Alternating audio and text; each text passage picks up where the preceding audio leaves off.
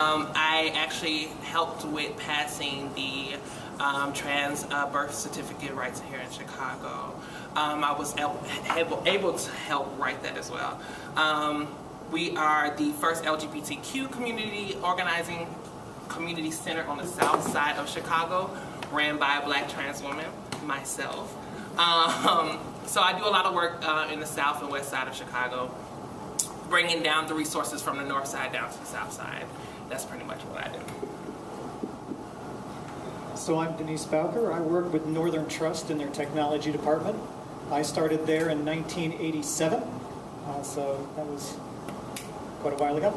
And it's an interesting company. We are a very large financial organization, and I am personally responsible for their public websites.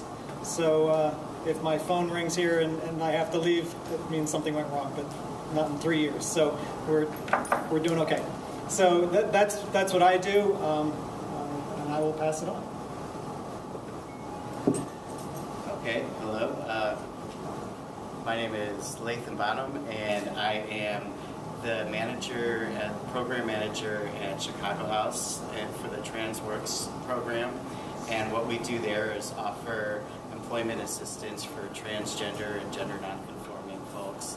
We offer career specialist services, we help with mock interviews, and work with people at all aspects of employment. We also hold employer trainings, trans-affirming workplace trainings, so we go out into the community and provide just trainings on how to make the workplace safer and just a better place to exist for trans folks. So that's a little bit about what I do. Thank you. It's great to have our panelists here. It's great to have all of you here. We're very glad you came today. I want to begin by asking our panel this question, and we're not going to stand on ceremony here or be formal about it. We can just pass the mic to whoever has a comment or something to say. But I want to start with this question. What are one or two specific suggestions or recommendations that you might have for transgender or gender nonconforming job seekers? Okay? So who would like to address that? One or two suggestions or recommendations for job seekers. Okay. Be confident. Walk in, eye contact, say hello. You have one opportunity to make a first impression.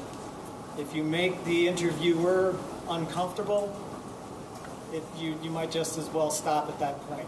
Be confident, be forward, and try to be friendly. Smile. There you go. I'm still thinking on the question. Okay. Confidence is what I was going to say. Sorry. Yeah. And just to add to that, in the workshops that we have workshops, and the number one thing that folks talk about is the lack of confidence. And when panelists come in at different organizations, the number one thing that they really express is exude confidence. So remember your place there while you're there, focus on your qualifications, and exude as much confidence as possible. One other thing, be positive. I don't know what's wrong with this mic. I don't either. I don't know what's happening. Yeah. It was working fine. Okay. I want to do a little push-up because it's not always an area where people are confident, and especially when you're still finding yourself as a transgender non-conforming person. Know what you're talking about when you go into spaces. You know what you're doing. You know why you apply for that job, because you know what you can do in them particular spaces, right? As a person that worked in human resources, I always thought about this might be a life or death situation for them for this job. So do they know what they're talking about? They might not be confident in the space. They might be stuttering in space. I'm a stutterer right now, so I'm studying right now as I'm talking to y'all. So know what you're talking about when you go into the space. You're not always going to be confident, and I want to be 100 and real blunt with you. You're not always going to be confident when you go in these spaces, but know what you're talking about. And if you miss the opportunity, that's their luck. And trust me, there's a lot of opportunities out there, but know what you're talking about.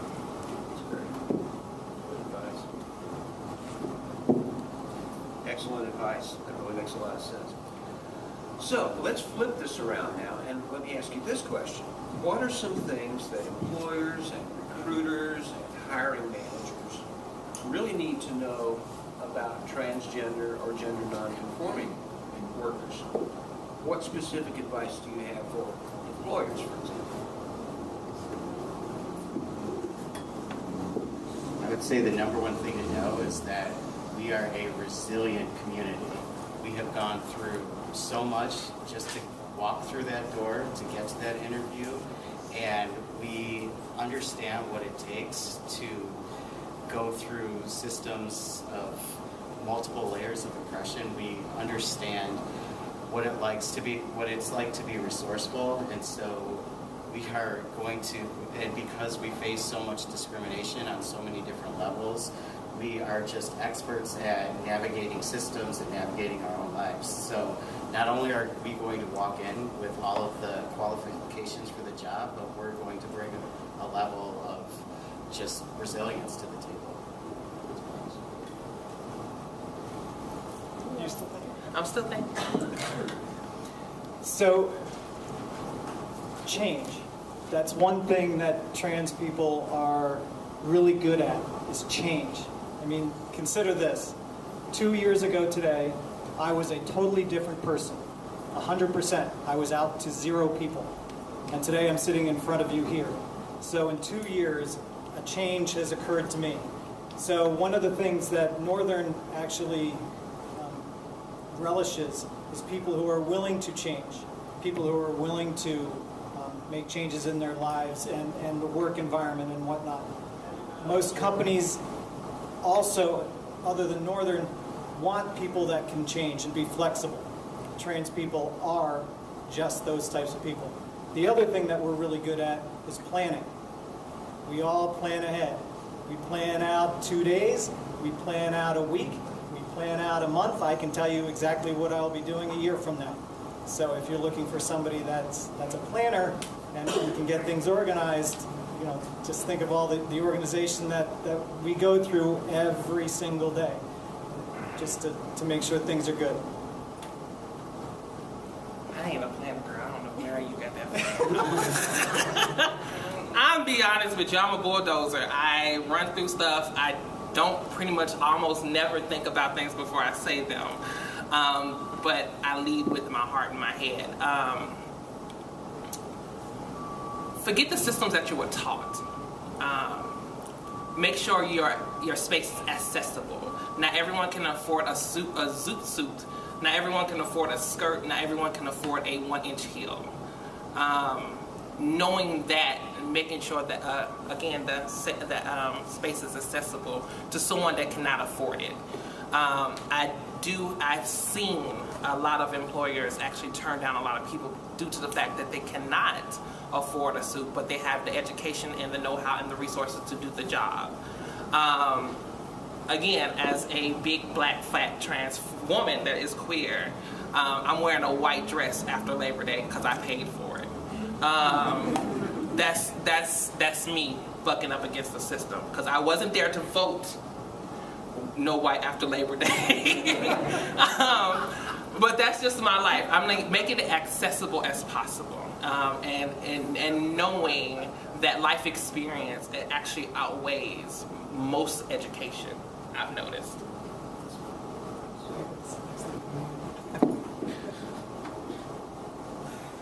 You didn't vote on white after Labor Day. I love that. I wasn't there. That's great. Okay, so we've got a lot of experience sitting here, a lot of wisdom. What are 1 or 2 things that each one of you have learned along the way that has helped you get to where you are right now that could be beneficial for our audience? So that's a little qualifier there. But what are a couple of things that you figured out or learned or come by the hard way if need be that our audience might benefit from? What do you think?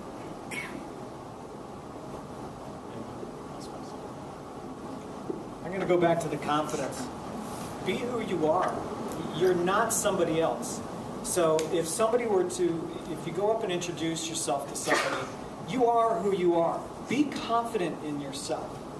And I see a lot of people that aren't cis, trans, everybody, that they're walking up and they're, you know, kicking the sand. You got to look people in the eye and you got to talk to them. Firm handshake, things like that. Just be yourself. Own who you are.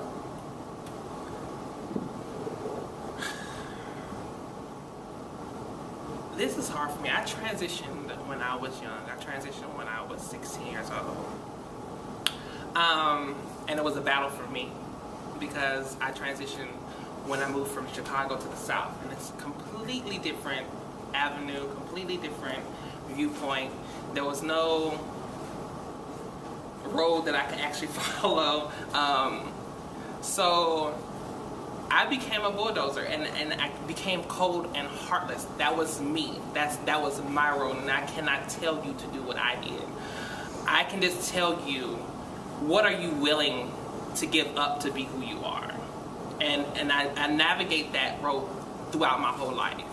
Are you willing to give up this dream to work up under someone else to find your own LLC, to do your own organizing, to do your own organization? What are you willing to give up? For me, I had to give up my family for years to be who I am, to get to where I am. I had to break off relationships, friendships, to be who I am, to get to where I am. And I have no problem in doing that today when it comes to my community. So for me, it's different. Everyone's path and everyone's road is different from mine. I cannot tell you what to do. But I can give you the words and the wisdom that Miss Maria Wade gave me, my mother. It's a little cussing, but it is what it is. That's my politics. She said, before you tell me who the fuck you are, sit in the mirror and tell who the fuck you are before you tell me. And for me, that was a challenge for me that my mother put upon me.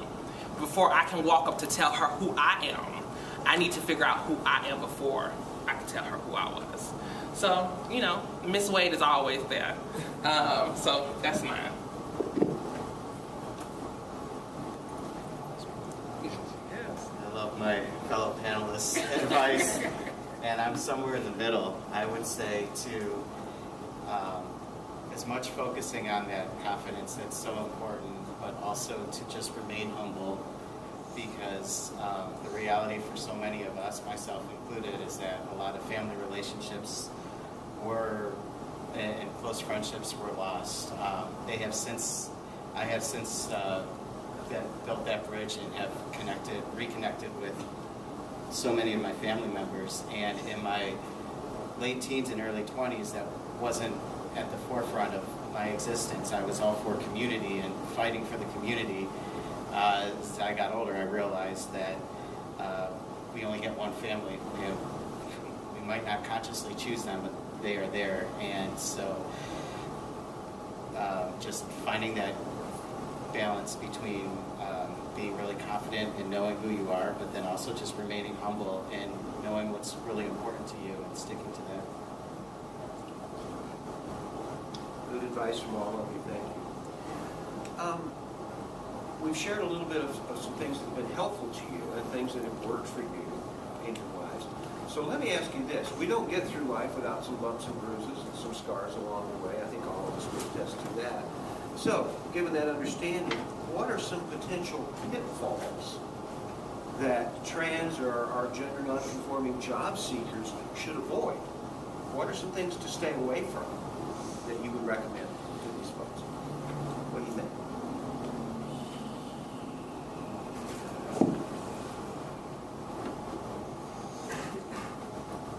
I guess I would just start off by saying, at least in the beginning, not oversharing.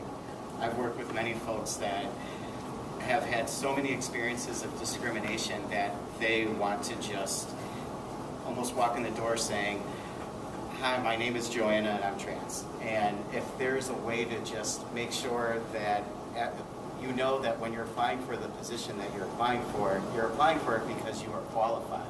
So try not to focus so much on your personal identity unless it's incredibly relevant.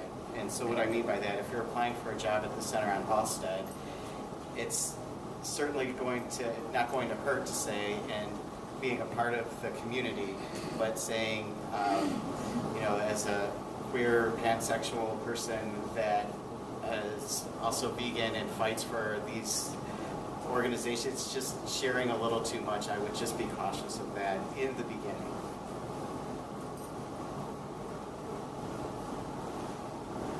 I actually don't have anything to put into this one. Okay.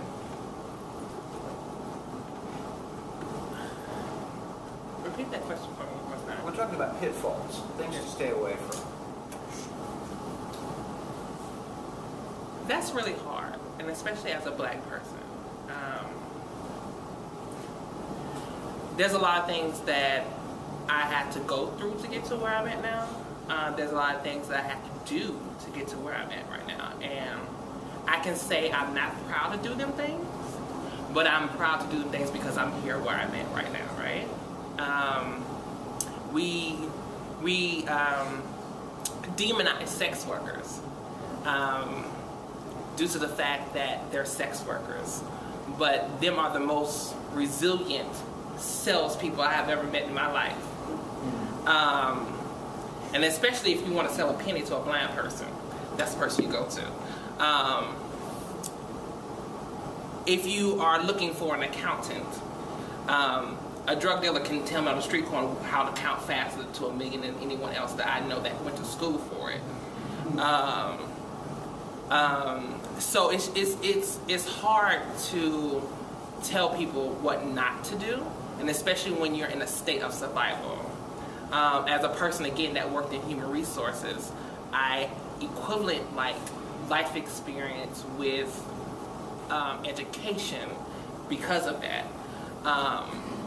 I know from my experience, I'm gonna call them John. John went for a job at a bank as a bank teller, and he went in there, and I knew the human resource manager there, and John was actually, you know, an ex-drug dealer, but his life experience outweighed his actual education due to the fact that he can literally count a stack of dollars or 20 stacks of 20s and give you the same number 20 times, even though that you took away another stack. So it's really hard to say what not to stay away from, and especially when we have society right now that demonize everything that's not deal with their social norms. So again, I have to go back into a point of if any human resources or people that are in here, widen your horizon and actually realize that some of your resources that you need are people that are actually in the streets doing the work. That's the best I can give. Okay, I do have one comment. You want to make the person that you're interviewing comfortable. And the worst thing you can do to an interviewer is to confuse them or to give them information that they don't know what to do with it. Okay? This is probably going to rub some people the wrong way. Pronouns. Most interviewers, people that are in their 40s and 50s, don't understand the plural or the singularness of they and them. So just consider that you don't want to confuse people. Make people comfortable.